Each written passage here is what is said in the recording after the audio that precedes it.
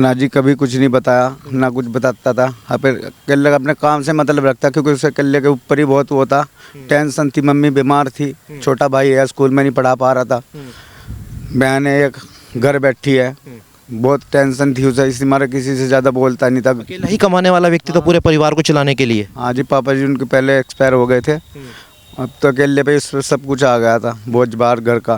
देखिए आप रोइए मत, मेरी संवेदनाएं, तमाम दर्शकों की संवेदनाएं आपके साथ है। सर मैं तो इतनी दरख्वास्त करूंगी, बस मेरे भाई को इंसाफ मिल जाए, मुजरिम जल्द से जल्द हमारे सामने हो बस। कभी झगड़ा वगड़ा हुआ हो किशन का कुछ? आपको बता, आप तो बहन है, भाई बहन का प्यार तो बहुत अटूट प्यार होता है। जी मेरे भाई तो बहुत ही अच्छे थे, हमारे से सभी कुछ बताते थे, पर ऐसा कुछ नहीं बताया उन्होंने, बस थोड़े गुस्से में थे वो परसों रात को। और इस वक्त मैं जनपद सहारनपुर के देहात विधानसभा गांव पिंजौरा में मौजूद हूं, जहां पर कल एक वाकया ऐसा हुआ था जिसको सुनकर आपके रोंगटे खड़े हो जाएंगे। कुछ चश्मदीद गवाह हैं मेरे साथ और उनसे बात करेंगे आखिरकार कल सुबह के वक्त जिस व्यक्ति पर गोली चली उस व्यक्ति का नाम क्या था, और साक्ष्य भी मैं आपको कुछ दिखाऊंगा। मौके पर मैं इस वक्त मौजूद हूँ जहाँ पर ये सुबह के तकरीबन 7:30 से 8 बजे का समय बताया जा रहा है। एक निहत्थे लड़के पर अकस्मात कोई व्यक्ति आते हैं और शूटर आते हैं और अंधाधुंध गोलियां चलाकर चले जाते हैं। और कुछ व्यक्ति हमारे साथ मौजूद है, बातचीत करेंगे आखिरकार क्या कुछ पूरा मामला था और कौन लोग उस समय यहाँ पर मौजूद थे। क्या नाम भैया आपका? रवि कुमार। रवि कुमार। ये जो लड़का कल किशन है इसके ऊपर गोली चली, क्या लगते हैं उसके? बड़ी बड़े भाई हूँ मैं उसके साथ। क्या कुछ समय रहा होगा जिस टाइम गोली चलती है? कहाँ जा रहे थे किशन भाई? अपने काम पे जा रहे थे जी, डेयरी पे। सुबह से निकलता है काम पे से, मैंने खुद अपनी आंखों से देखा निकलते हुए काम पे जाने की, जब जा रहा था वो। बस उसके बाद में मैं बाहर बैठा था, इधर गोली की आवाज़ आई, गांव तक की गई है, बहुत सुनी है। और यहाँ भी जो रहे थे गोलियां चली हुई कुछ आपने सुना हो? पास में आप रहते हैं? दो गोली चली। उसके बाद में इधर से मोटरसाइकिल पे हमारे गांव के 3 लड़के थे, एक ठेकेदार हैं जो हुए, और उसके जो साथ में 2 लड़के थे हुए, वो मैं बैठा था बाहर पे, एक मेरे साथ ये था लड़का, ये मेरे से लिए कहा, मगर चल भाई देख करते हैं कौन है कौन नहीं है। तो हम आए, जैसे कि उन्होंने हमें बताया भाई जाके देख आओ। तो मैंने देखा, मैं देखने के बाद में देखा वो तो मेरा भाई था। बाकी इधर कुछ आदमी खड़े थे, औरतें भी खड़ी थी, मैंने उन्हें रुक कर देखा, कहा मगर जी तो मेरा भाई है, मगर परदेसी चौकी में जाओ। मैं फिर यहाँ से भागा, मैं वापस गया। तो पुलिस को सूचना क्या अन्य महिलाओं ने दी है, किसी व्यक्ति ने दी? हाँ जी, हमारे एक ये हैं, यहीं से रहते हैं ये, कुछ इनका ये मकान है, और एक इनके पापा जी हैं जो घर के सामने रहे, इन्हें मैंने भेजा। तो उन महिलाओं ने देखा मौके पर कौन लोग थे जो गोली चला रहे थे? कोई बाइक पे थे या गाड़ी में थे, कैसे थे? किसी ने कुछ बताया आपको? नहीं जी, किसी को कुछ नहीं बताया, ना पुलिस वालों को ना हमें कुछ नहीं बताया। हम तो फिर यहाँ से 2-4 आदमी इधर के आए, उन्होंने कहा हाथ पकड़ के देखा, देखो भाई इसकी तो नबस्सी चल रही है।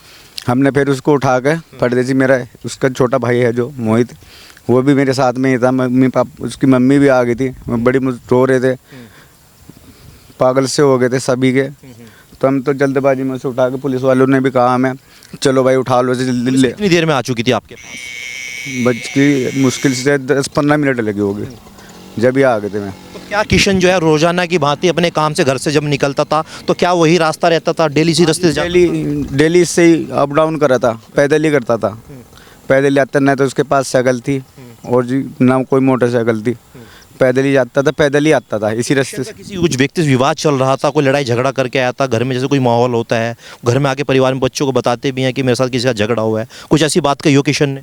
ना जी, कभी कुछ नहीं बताया, ना कुछ बताता था। फिर केले अपने काम से मतलब रखता, क्योंकि उसे केले के ऊपर ही बहुत वो था, टेंशन थी। मम्मी बीमार थी, छोटा भाई है, स्कूल में नहीं पढ़ा पा रहा था, बहन है एक घर बैठी है, बहुत टेंशन थी उसे, इसी मारे किसी से ज़्यादा बोलता नहीं था। अकेला ही कमाने वाला व्यक्ति तो पूरे परिवार को चलाने के लिए। हाँ जी, पापा जी उनके पहले एक्सपायर हो गए थे, अब तो अकेले पे इस सब कुछ आ गया था, बोझ बार घर का, सब ज़्यादा टेंशन में रहता था बेचारा, काम पे जाता है, काम पे से घर आता था।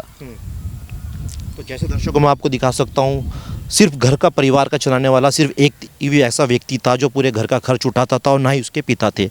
अब आखिरकार सवाल है, रक्षाबंधन से ये जो घटना होता है, एक भाई जो है एक बहन के हाथ से निकल जाता है, आखिरकार उस भाई की कलाई पर राखी कौन बांधेगा? एक बहन है घर के अंदर, बताया जा रहा है 2 भाई हैं, घर का पूरे परिवार का खर्च सिर्फ अकेला व्यक्ति चलाता था। हम जाएंगे उनके परिजनों से भी बात करेंगे कि आखिरकार इस वजह के पीछे, इस घटना के पीछे किसका हाथ हो सकता है। दर्शकों, जैसे मैंने आपके कृष्ण के परिजनों से बात कराई थी, उसके भाई से बात कराई थी और घटनास्थल पर भी मैं आपको दिखाई थी क्या कुछ वो मंजर रहा था। और इस वक्त मैं कृष्ण की माता जी के साथ मौजूद हूँ बात करने के लिए। हालांकि गम का माहौल है, फिर भी बात करने की कोशिश करूँगा। माता जी, किस समय कल निकला था कृष्ण अपने काम के लिए? जी 7:30 बजे करीब निकले थे जी। तो क्या कुछ डेली वही समय रहता 7:30 बजे जाने का? घड़ी देख के मेरा बेटा निकलता था घर में से।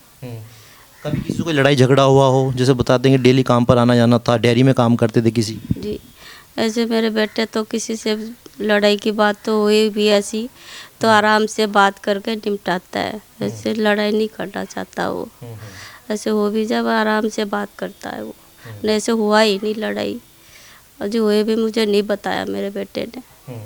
कल जैसे सुबह के तकरीबन 7:30-8 बजे का समय बताया जा रहा है, उससे एक रात पहले कोई लड़ाई झगड़ा हुआ हो, बताया हो घर में आकर कुछ ऐसी बात हुई है, मूड अपसेट रहा हो? मूड एक्सपर्ट बस जो थी, बस थोड़ा गुस्सा में था वो। मैंने फ़ोन करा जब टाइम उसकी निकल गया आने का, तो मैंने फ़ोन करा उसको, तो उसने फ़ोन उठाया, कह रहा मम्मी मैं थोड़ा कोई बैठा हूँ, मैं आ रहा हूँ, अब गेट खोल दो। मुझे यही कहा मुझे, मैंने फिर गेट खोल दिया। थोड़ी देर बाद वो आ गया, मगर गुस्सा में था कुछ। जैसे किशन के बताए थे पिताजी नहीं है, घर में अकेला ही कमाऊ है। वो अकेले कमाता है, छोटा बेटा भी छोटा है, कभी कभी कोई काम हो गया तो करता है, नहीं तो घर ही रहता है।